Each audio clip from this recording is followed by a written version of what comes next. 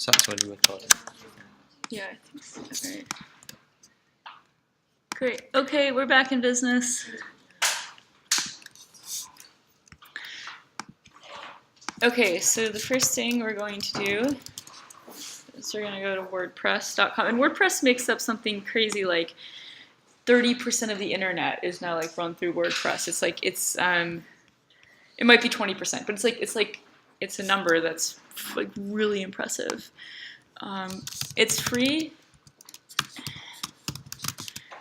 There are like additional sort of features that you can pay for. Oh, I don't want to say something anyway.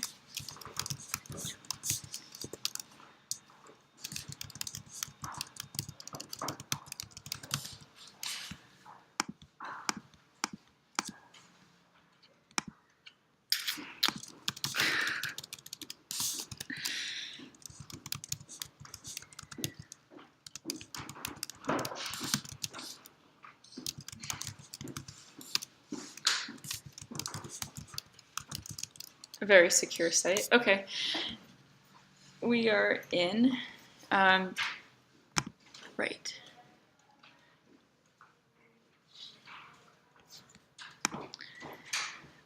So as you can see here, I have a collection of sites. I've got my 29-year-old woman, I've got my Bow, New Hampshire, I've got two of these different sort of civilization things.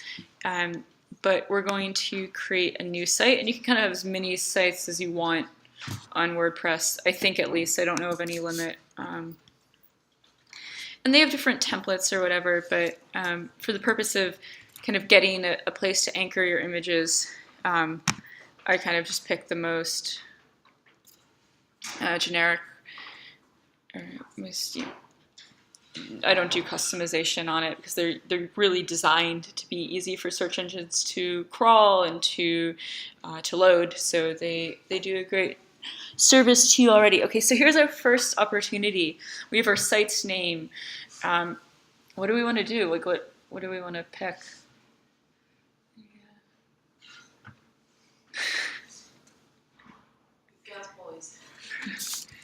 Girls first, boys. I like that. I might actually use that. Okay. So basically it's telling me, okay, I can get girls versus boys site. Like that's fine. We're going to take that. We're going to do the free version.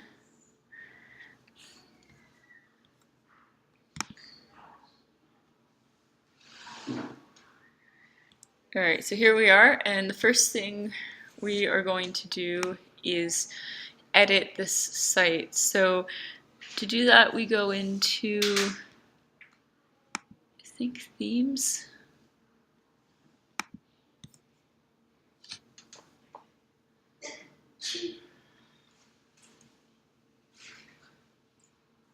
Great. Okay, so this is just like the basic WYSIWYG. What you see is what you get, editing tool.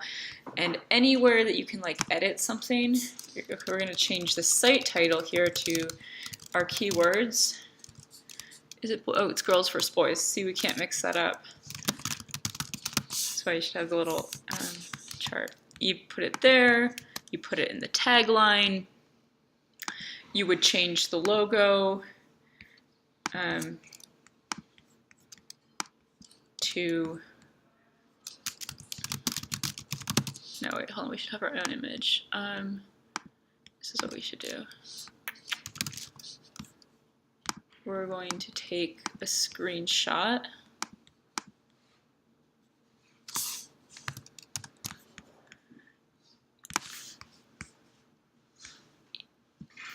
Okay, so what we're doing here in this really quick process is we're just going to get an image that we're going to be working with, which is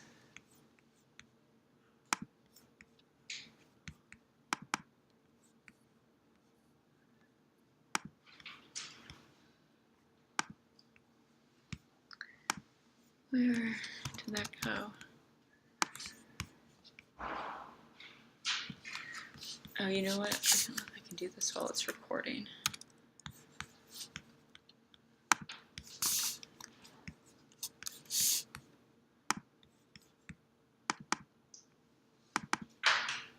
giving me black things. All right, that's okay. What we can do is we'll just take one of my other images. So we're gonna download it like you just made it. We're gonna pretend it didn't come from the internet. You just took this off your phone, off this portfolio you made, and you've just taken it off of your camera.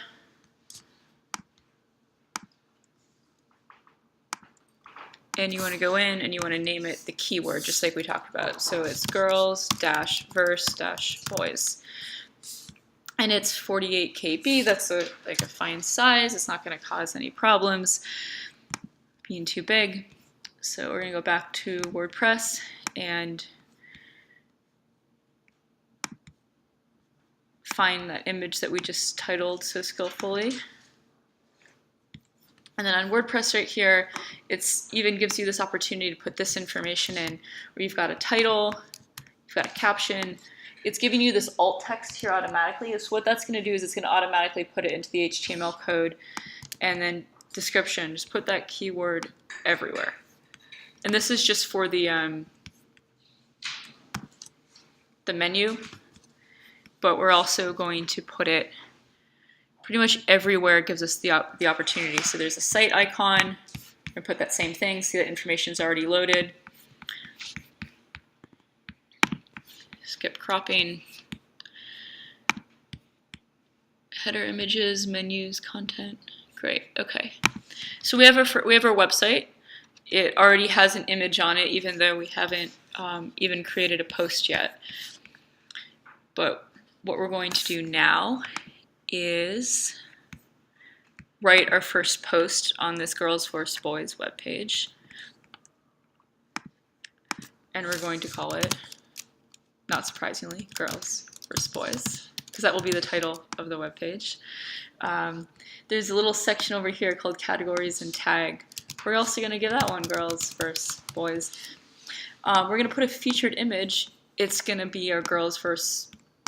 Boys image, the not cropped one.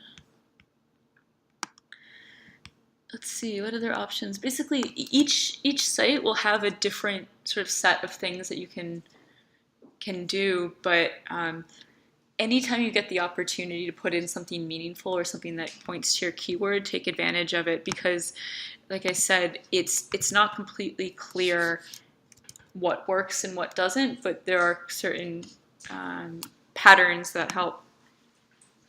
So we have this Girls vs. Boys. We're going to write the body of the article, and we are making a site all about girls versus boys. And that's great because we're getting that keyword in there again. We're going to add an image. Not surprisingly, it's going to be this image. And you can toggle here between visual, where it just puts the images, and HTML. Almost every website editor will allow you to do this toggle. It might be called code, it might be called source code, or advanced editing maybe, but it's pretty much the same thing. So in the middle of this, they have these captions here. But in the middle of this is exactly what I've copied and pasted on my website there, where you have an IMG class equals a bunch of somewhat irrelevant stuff, but it has the alt equals girls versus boys, and it has this SRC, which is basically saying what is the location of this image on the internet. And WordPress just did this for you automatically, but you can see if you copy that, open it in a new tab, you go to a web page that is nothing but that image. So everywhere else on the internet where possible, you want it to just point to this image. And WordPress makes this really easy because when you use the WYSIWYG tool of adding the image this way, it generates this code for you. So now anywhere else on the internet, you can just copy that and paste it into the HTML of another site. So another one that I found to be good for image results is called ArtSlant. I don't know how if people use, I guess some people really do use this to share their art. I don't know how big it is or how important it is. If that matters to you, it might be worth looking into. But they are very good at getting images surfaced. So let's see. So I just have the free version of this, like I have the free version of everything else. Great. I knew my password to that one. And there's a profile. And on this profile, you can see my profile just contains every image I've been currently working on as well. And within ArtSlant, you can edit profile. Let me see what I do here. ArtSlant blog, ArtSlant profile. Okay. Go into edit the profile. I can do thank you. I'd like to edit my free profile. And you go to bio. And somewhere within bio, oh, I think this one doesn't even have a separate HTML section. You just paste it. You save changes.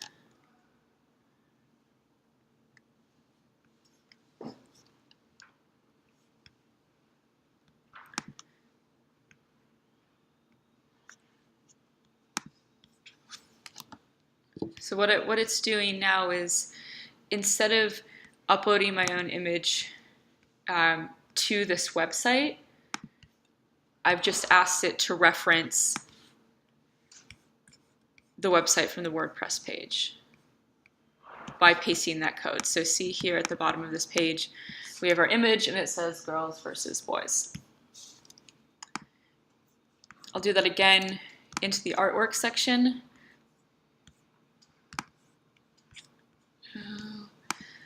Oh, with the artwork, it makes you upload it. So in this particular section of this particular website, it doesn't let me point to the WordPress, which is our preference, but we'll just upload it to this as well, and it will exist there. But what we can also do is, this website allows me to write a blog, and we're going to write a blog, not surprisingly, called Girls versus Boys. Enter a new blog article, title it, title it Girls versus Boys, and again, we're going to paste that same code. And again, this code came from our WordPress site. You ignore this part where the caption is, and you can always go back and reference on my website here. I have like a color-coded version where, for some reason, this image is sort of in the way right now, but you know, this is the code that we're looking at when we go into WordPress. It's exactly the same thing. I literally copied it from there and I put it on my website so you guys can reference it. And like it says, okay, let's create a link, because why not have all of your photos also be links back to the page? It's another kind of vote for yourself. And the image is located on this WordPress thing. The alt text is your keyword. And we want the link to be called Bow, New Hampshire, because that's our keyword. So you can make this code yourself by following these replace instructions, or you can just go to WordPress, make yourself a free site, use this standard interface to add images, and then when you're in WordPress, you can take the HTML that it makes for you automatically, copy that, and put it on your other sites. And then you'll use your Pinterest button, and you'll hit all these guys up on your Pinterest board that you're going to call Girls vs. Boys, and then you're going to ask your friends to pin it, and you're going to pin your friends' stuff, and then we change definitions, and we change meanings, and your stuff gets discovered. Because it isn't really particularly complicated. It's just like being really focused in a way that the internet wants you to be. You really have to bend to what the internet wants your content to be. And corporations bother to do that because they make money from it.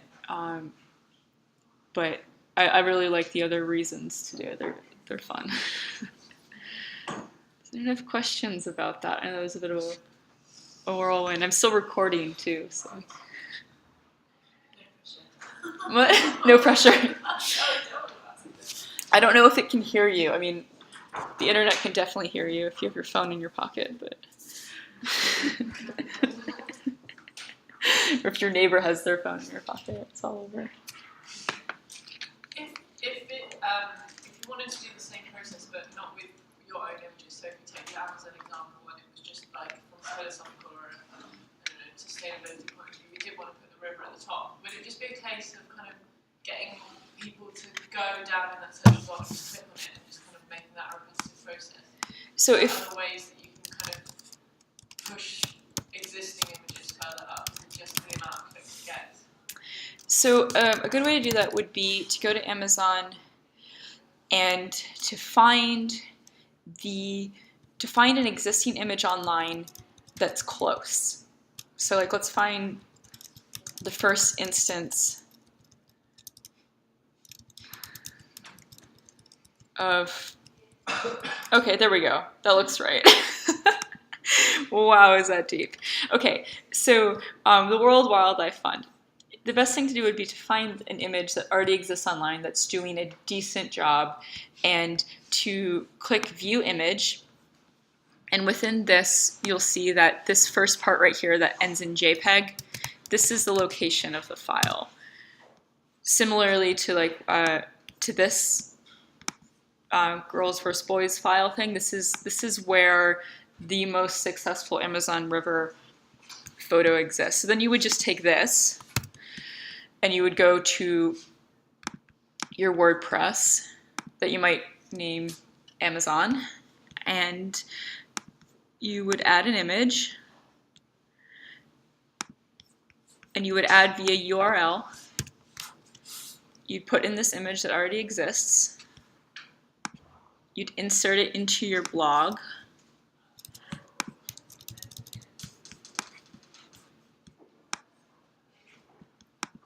I don't know where that happened actually. Here, let's delete that because I want to be able to see it.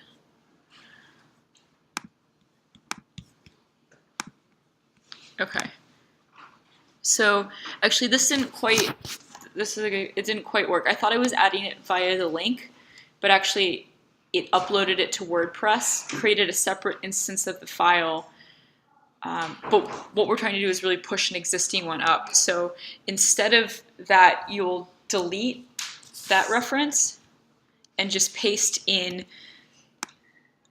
this Amazon-River where it's currently stored at worldwildlife.org, which remember we got from this URL here that we clicked on, viewing image, view image. This is the page where it currently lives, worldwildlife.org/Amazon. So then you help it out by putting it on your Amazon webpage, referencing this image, and publishing this. So that when we view this post, so it's a little bit of a confused web page right now, but as you see, it exists there. And when you look to see where is this image coming from, you see that it's exactly the same as it's pointing back to that successful World Wildlife image post. Good question.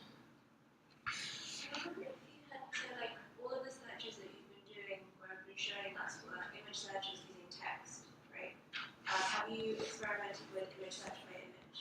Yeah, so image search by image,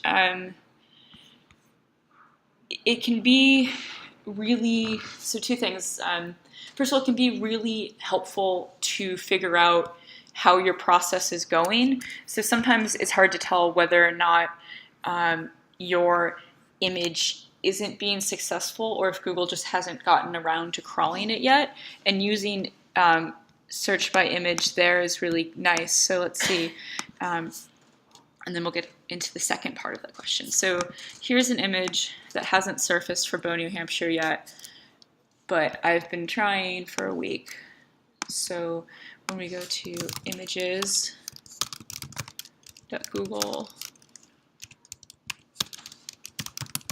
wikimedia.com. You can search by image. You can, upload an image, or you can.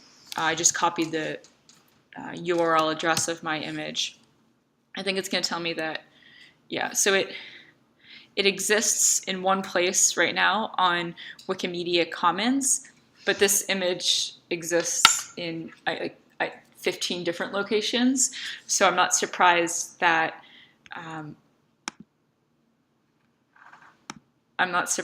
the internet hasn't responded to my results yet, because I know that this image is on BuzzFeed, I know that this image is on YouTube, I know that this image is on WordPress, but right now Google is saying we've only found this image one place on the internet. So I know it's not, it's a good way to sort of check where your things are, and to check if you've done them properly by seeing, if it's been a month and you search by image and it's not referencing your images, you might want to go back and check, is your page private by mistake, or did you maybe upload, you maybe took 2 photos of something and you uploaded one, but you thought you'd uploaded the other one. Like, if you take 2 photos that are nearly identical, they're still very different things to the internet. So this is one way to use search by image as far as a way of checking. But yeah, I think using, something, that's a good question. I wonder if we take someone that's clearly, man,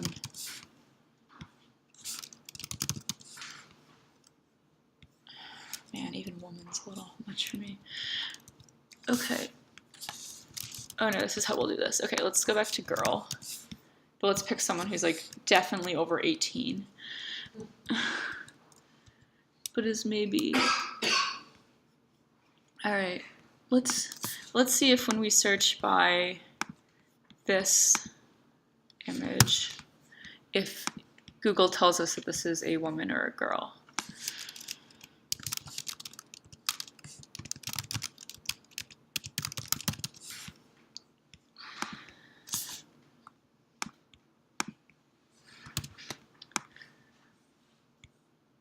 Oh, that didn't copy it. I never have this many tabs open. It's kind of stressful to me.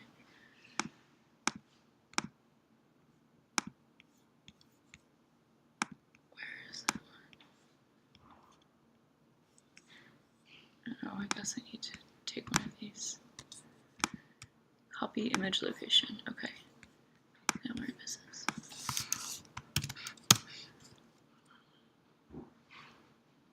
It does not reference an image.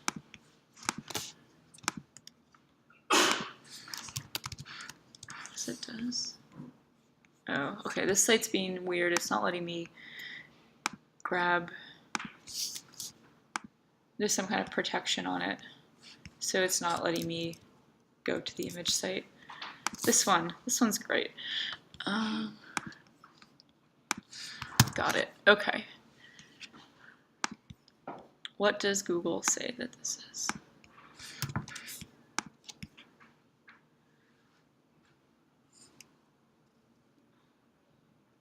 Okay, Vanessa Hugen's Coachella outfits is what this image is. It's not quite as interesting as I wanted it to be. Is this person famous? Vanessa Hudgens? Okay. Well, she's got a Tumblr at least. And 25 million followers on Instagram. Yeah, jeez. Just as a Coachella outfit wearer. Well, let's try this one.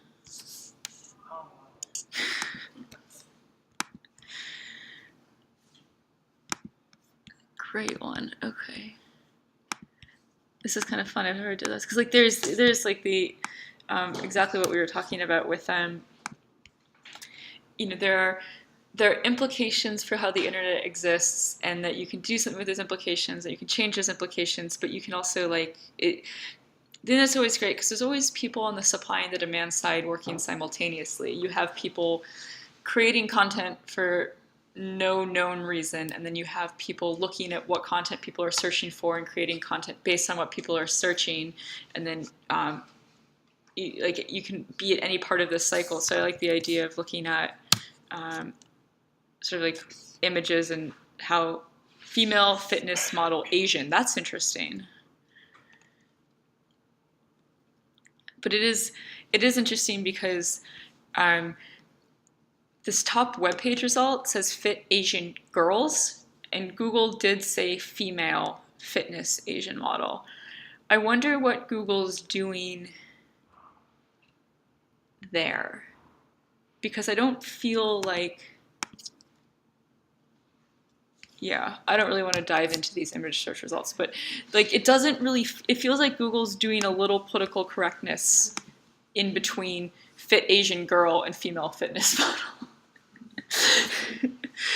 I might try and find out from them what they, because that reverse process, I guess like when you do the process of searching for girl and you get something that is politically incorrect, it's easier for Google and for corporations to be like, well, we're not, that's what people say that is, that's not us. But when you do this process in reverse, I bet you that they're doing quite a bit of conversion here of things, like, because there are some pretty horrendous terms that I'm pretty sure they would never give back to you no matter how relevant they were.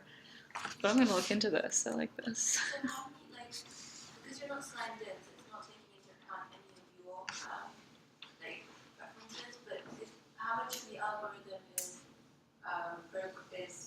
influenced by like existing searches? So like how much of it of the algorithm is trained by user searches, and how much is it like generated by Google also? So the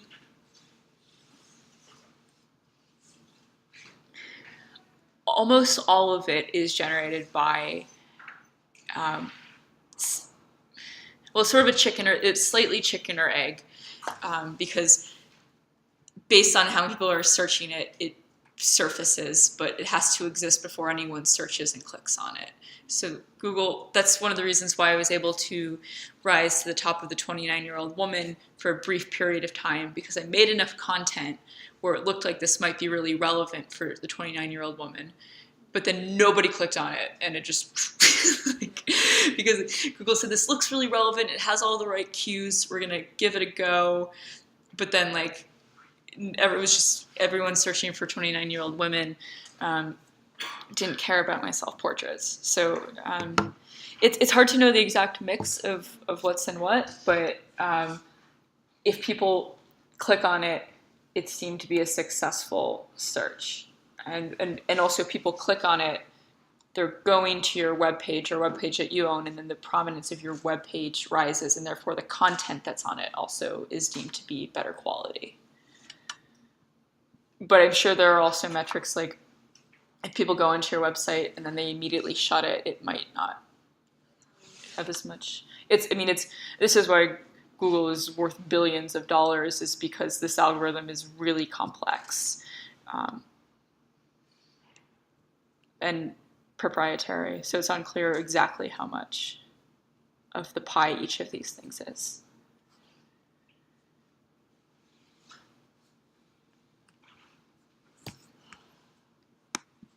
I'm going to stop the recording in case anyone's not asking questions. Not that I think it can hear you.